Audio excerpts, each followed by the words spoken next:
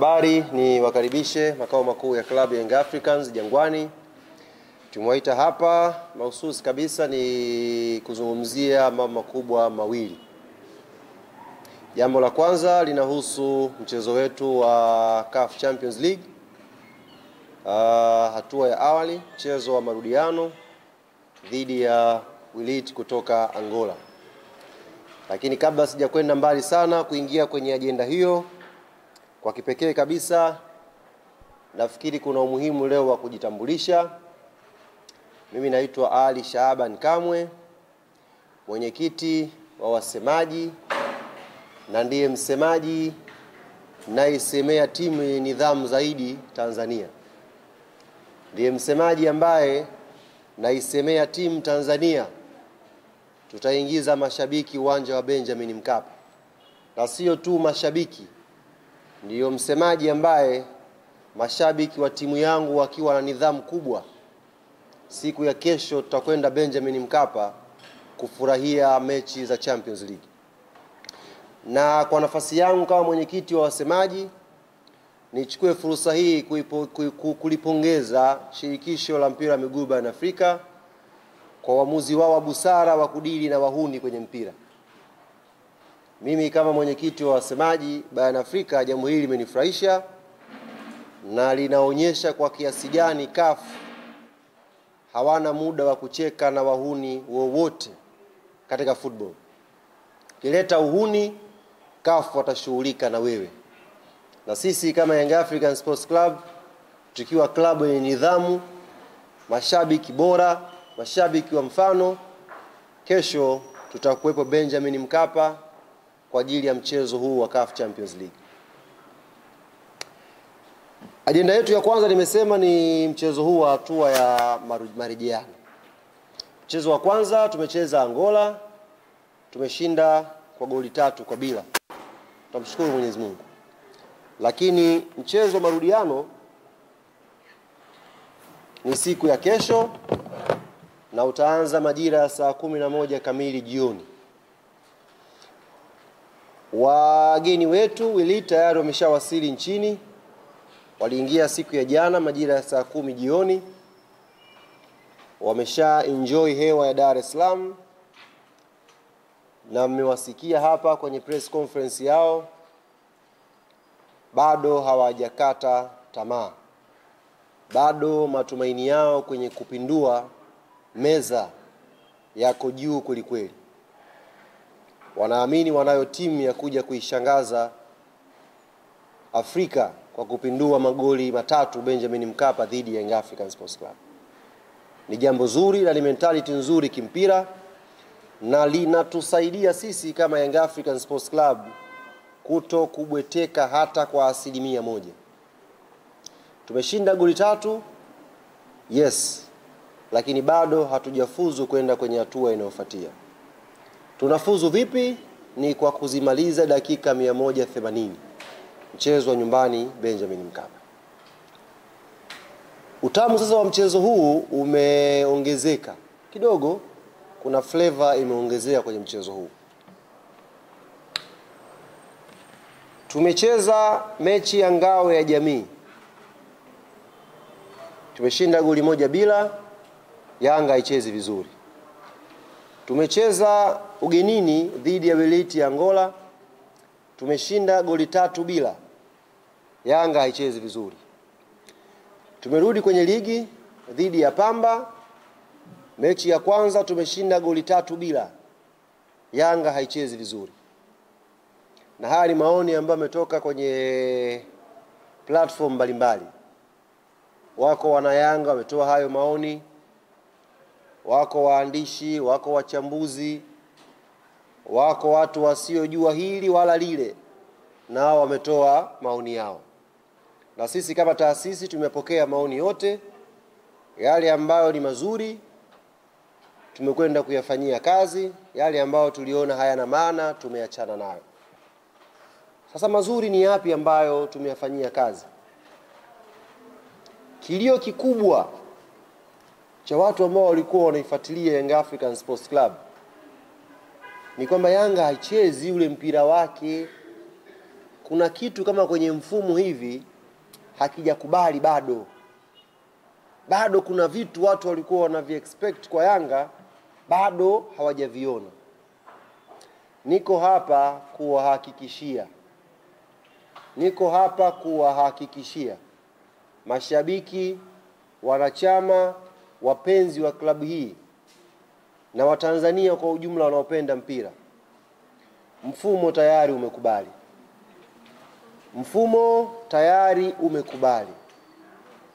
Siku ya kesho ni sawasawa na kwenye familia, ule usiku ambao mnalala kesho mnaamkia Christmas au mnaamkia sikukuu ya Eid.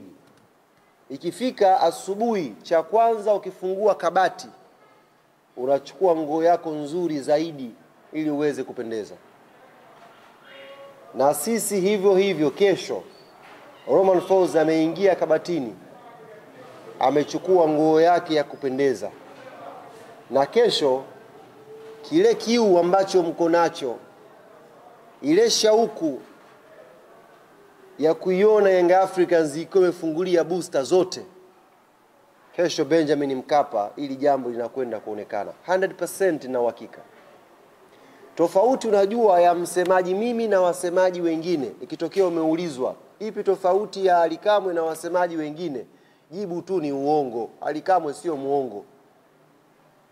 Nachowaambia hapa ni uhalisia, na inshallah kesho mtakwenda kukiona.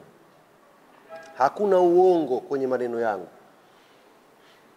Mfumo tayari umeshakubali.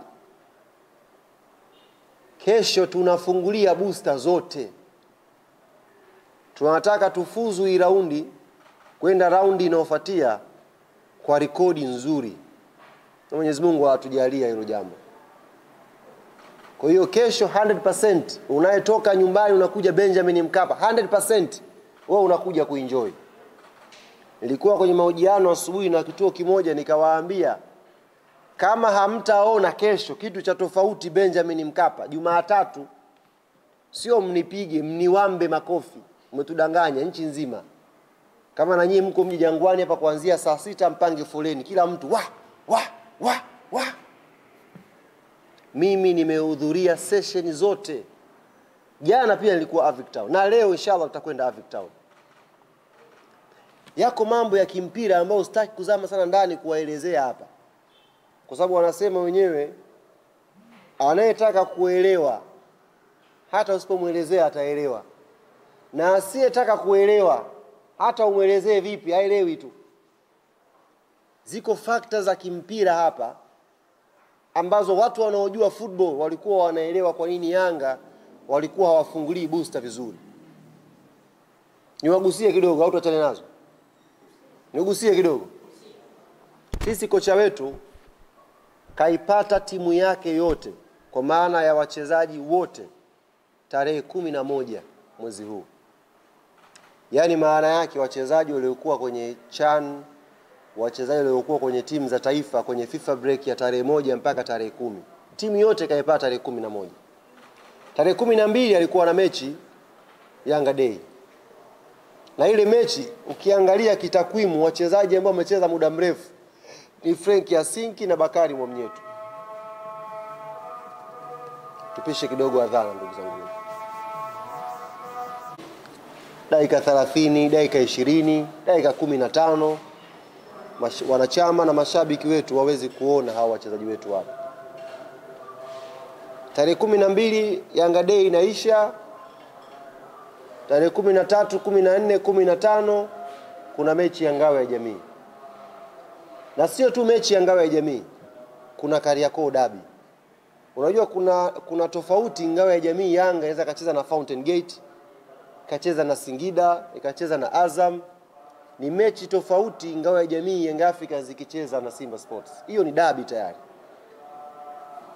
Baada ya derby, siku 3 baadaye tukisafiri kutoka hapa nyumbani Tanzania mpaka Angola, tarehe 19 Yanga inacheza mechi ya kwanza ya Champions League.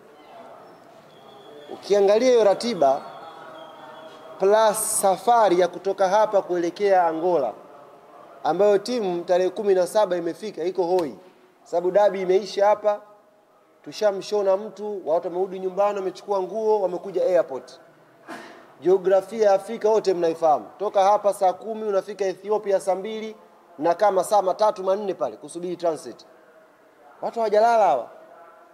Kutoka kwenye mechi ngumu wamefika pale, wamekaa airport 3 hours mpaka 4 wako pale. Baada ya hapo wanachukua ndege wanaingia Angola. Tayari siku imeisha hiyo. Hakuna mazoezi. Tarehe 17 Yanga haijafanya mazoezi. Tarehe 18 inakuwa mazoezi ya kwanza na ya mwisho. Halafu timu inaingia uwanjani inamshona mtu goli 3 pale pale kwake. Mimi nitegemea watu wangepata wasiwasi hivi na hofu, checheto hivi. Kwamba hii timu inafatiki, imesafiri away, imemshona mtu goli 3. Nilikuwa natarajia watu waogope. Lakini watu wakaona kama kawaida hivi. Na sisi technically hatukutaka kuingia kwenye ule mjadala kuanza kujibishana. Okay, Yanga imecheza vibaya, sawa. Yanga sio nini, sawa. Watu hawa wanasahau siku hiyo hiyo ajenda namba 1 Yanga imecheza vibaya. Ajenda namba 2 Prince Dube afai kucheza, Yanga amekosa magoli mengi. Sasa unakosaje magoli timu inacheza vibaya? Yaani huyo striker anakuaje mbovu kama timu imecheza vibaya? Tukasema hapa kuna kaajenda hapa, kako hapa. Lakini haka ajenda ukachunguza vizuri kana manufaa makubwa na Yanga kuliko hasara. Kana manufaa, yes. Kocha wetu huyu ni mpya. Technical bench 90% ni mpya. Tuna wachezaji 6 mpaka 8 si 9 wapya kwenye timu. Wanatakiwa waishi kwenye pressure ya Young Africans wanatakiwa waishi. Hii ni club kubwa. Kama unashinda 3 na watu wana demand kikubwa zaidi, kocha huwezi kulala. Unasafiri kutoka Angola unakuja hapa unamshona mtu goli 3. Unafanya rotation wachezaji 6. My dear brothers and sisters, wachezaji 6, 3 katikati ya uwanja ambako mpira ndiko unakopikwa. Unatoa viungo wako wote, unacheza mechi iliyopita unaleta 3 wapya. Timu inashinda goli 3. Yanga icheze vizuri. Na hatukutaka sisi kuingia kabisa kwenye huo mjadala kwa sababu una manufaa makubwa na taasisi yetu kuliko hasara. Hasara ni hizo kelele tu za mitandaoni na ndo hasara yenyewe hiyo. Lakini ukifanya tathmini vizuri, huu mjadala na hasara zake una faida kwetu. Mwalimu atajiandaa vizuri. Hawa wachezaji wapya watajua wamekuja hapa, wamekuja kama Real Madrid ya Afrika hapa. Unashinda goli 3 na watu wamenuna. This is Young African Sports Club. So unashinda goli 1 unakuwa sherehe. Goli 3 mtu anakufa, clean sheet zinafuatana namna hii. Halafu watu hawana furaha. Hiyo ndo Yanga. Yaani mimi am very proud na hiyo mjadala yenu hiyo. Inaonyesha how big Young Africans tupo. Ingekuwa ni timu ya kawaida hii inampiga mtu goli 3 hapa ingekuwa sherehe sasa hivi. Lakini hiyo ina prove kwamba hii taasisi ni kubwa. Young Africans ndio Real Madrid ya hapa Afrika. Kwa Tanzania hapa ndio kioo cha ubora wa mpira. Ndio maana Yanga ikiwa kidogo hivi hamna mtu atalala, kila mtu ataongea. Kila mtu ataongea kwake. Sisi tumemfunga Pamba goli 3, uchambuzi Yanga icheze vizuri. Iko timu moja hapa imecheza